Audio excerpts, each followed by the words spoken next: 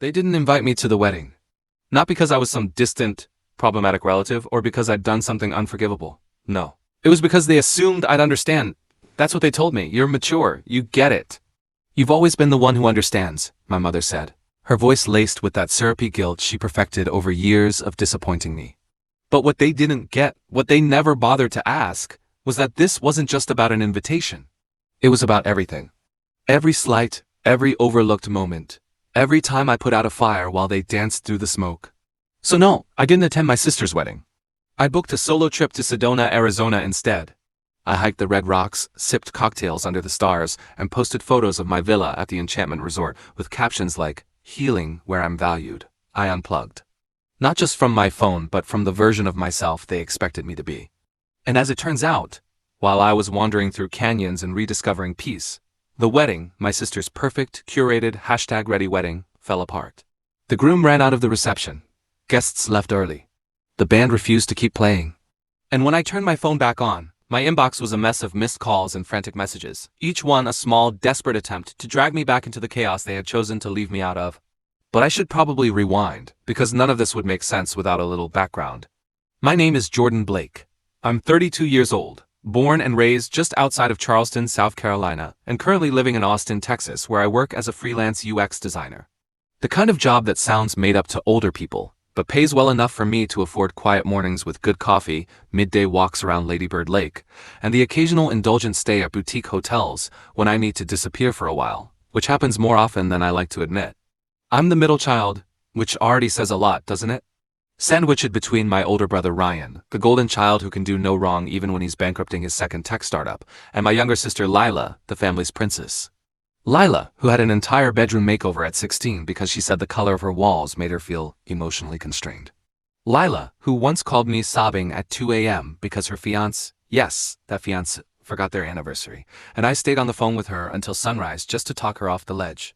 Lila, who would tell people, "Jordan's my rock," but still somehow didn't think to include me when she made the final wedding guest list. We weren't rich growing up, but my parents did okay. Dad was a history teacher at a local high school before he retired early for health reasons. Mom worked at a library part-time, which she always romanticized as curating knowledge for the next generation, but mostly involved reshelving books and shushing teenagers. They were kind in that southern, polite smile way, warm to outsiders but coldly familiar behind closed doors. If I sound bitter, it's because I am, but only recently. I didn't used to be. For most of my life, I made peace with being the one who made peace. I was the fixer, the neutral zone. The sibling who didn't make waves. I helped Ryan move cross-country 3 times and never once asked for gas money. I was the emergency babysitter when Lila and Cole, her now ex-fiancé, got a dog they didn't know how to care for. I showed up, every time. Even when it meant canceling my own plans. Even when it meant swallowing my own feelings like pills I wasn't prescribed. The wedding was in Savannah, Georgia, right in the heart of downtown, at one of those historic mansions with wraparound porches and towering oaks draped in Spanish moss. A Pinterest dream, really. Lila had been planning it since before she even met Cole. She used to cut photos out of bridal magazines and tape them into a dedicated binder when we were still teenagers. She called it the manifestation book, like she was scripting her destiny through tablecloth swatches and cake samples. I never once questioned whether I'd be at her wedding. It wasn't even a consideration. So when I got the text, just 4 weeks before the event, it hit like a sucker punch I didn't see coming.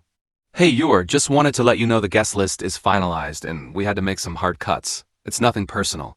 We just had to keep things really tight. Love you." I reread it maybe 5 times. Then stared at it some more. Hard cuts? Was I a line item in her budget? A check mark on a spreadsheet? This wasn't some 50-person micro-ceremony in the backyard. I'd already seen the digital invites go out. She'd invited over 140 people. College friends, old coworkers, people I barely recognized. But not me. I didn't even respond. Not right away. Instead, I called my mom. She answered like nothing had happened. "Hey, sweetie, how's Austin?" I didn't do pleasantries. "Did you know I wasn't invited to Lila's wedding?" Silence. The kind that stretches just long enough to confirm everything you feared. Then, "Honey, it's complicated. They had to make some decisions, and Lila assumed you wouldn't mind. You've never really been into big events anyway, right?" I wanted to laugh. I wanted to scream. I'm her brother. How does she assume I wouldn't mind? She didn't mean anything by it, my mom insisted, switching to that condescending tone she reserves for moments when she wants me to question my own sanity. "It's just a wedding, Jordan. One day. That's what she kept saying, just one day. But it wasn't. It was a culmination. A billboard-sized reminder of how invisible I'd allowed myself to become. So I booked a trip. Not out of pettiness, not at first. I just needed to be somewhere that didn't feel like home. Somewhere that didn't remind me of all the ways I kept choosing a family that never once chose me. I went west. I flew into Phoenix, rented a convertible Mustang, because why not, and drove north to Sedona. I checked into a wellness resort nestled in the Red Rocks, where the staff wore white linen uniforms and greeted you with infused water and small bowls of lavender-scented hand towels. My suite had a fireplace and a private patio that looked out over the desert. It was quiet, still, the kind of quiet that settles into your bones like clarity. On the morning of the wedding, I posted a photo of myself in a white bathrobe, sipping espresso on my patio with the caption, "Cut from the guest list. Cut myself into peace." That's when the texts started. First from Ryan, "Dude, are you in Sedona?" Then my cousin Erica, "Are you really skipping Lila's wedding?" Then finally my mom, "Jordan, call me. We need to talk." I ignored them all. For once, I wanted to let them sit with discomfort instead of rushing in to resolve it.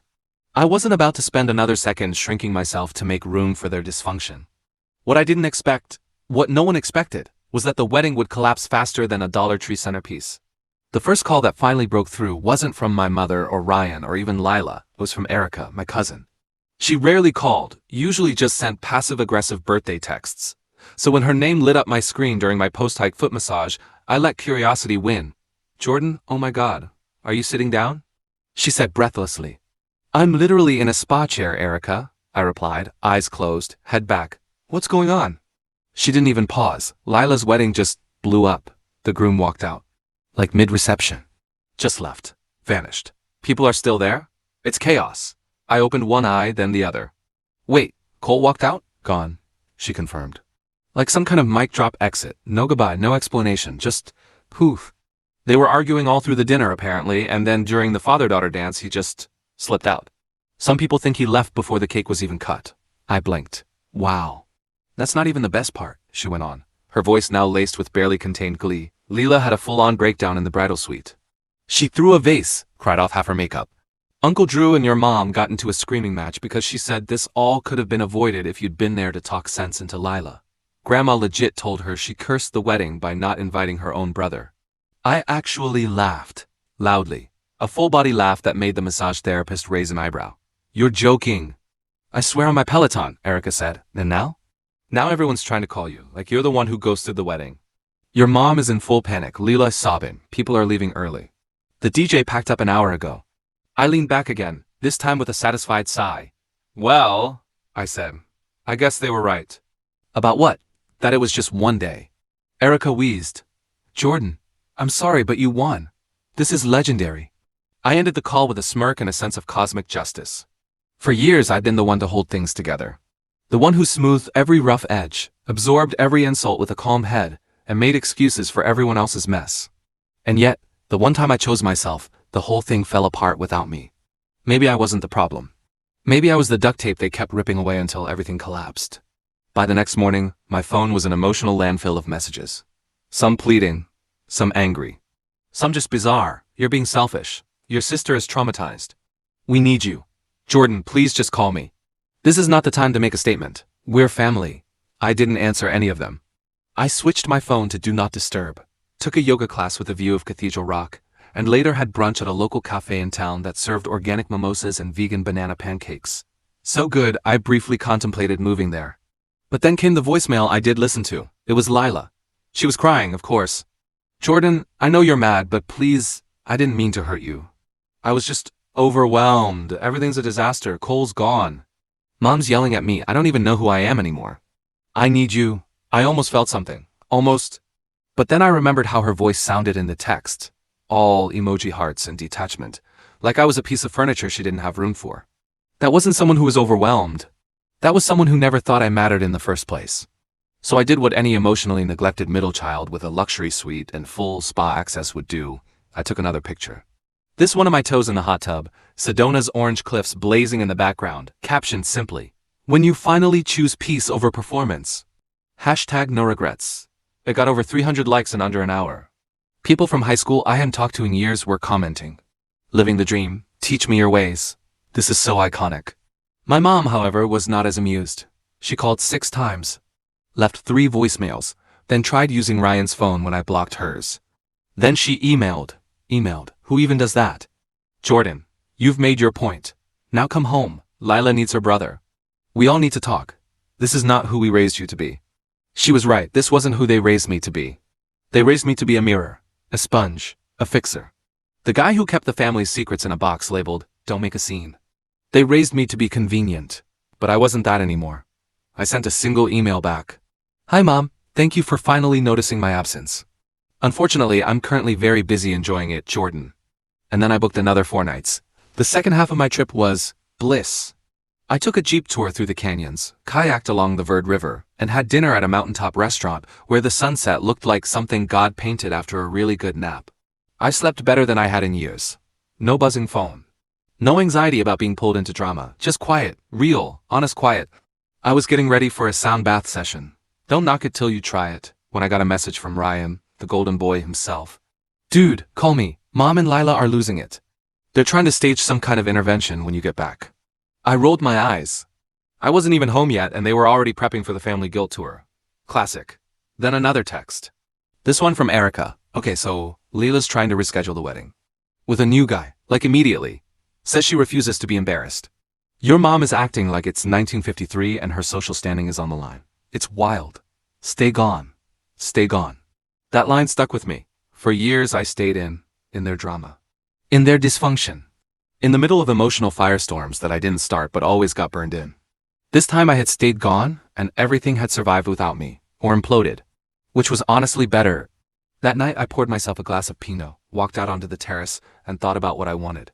Not what they wanted, not what I was supposed to do, just me. And what I wanted was more of this. More stillness, more space, more boundaries. More people who text because they miss you, not because they need something from you. So I made a decision. I wasn't going back. At least not the way they expected. The next day, I sent a group message to my mom, Ryan, and Lila. "Hey all, I won't be home this weekend, or next, or probably the one after that. I've extended my trip. I suggest you all meet without me. Since you've had practice, love and boundaries, Jordan." And then, for the first time in my adult life, I turned off my phone, not just figuratively, not just temporarily, but completely. I left it in the drawer, locked it up in the safe, and walked out into the desert air with nothing but the sun on my back and the sound of peace. I didn't care if they were spiraling. I didn't care if Lila cried. I didn't care if my mom thought I was being petty. Because I had finally realized I wasn't the one who failed them. They failed me, and I was finally, gloriously, done. If you enjoyed this story, please give a thumbs up to the video and consider subscribing to the channel for more powerful true life stories.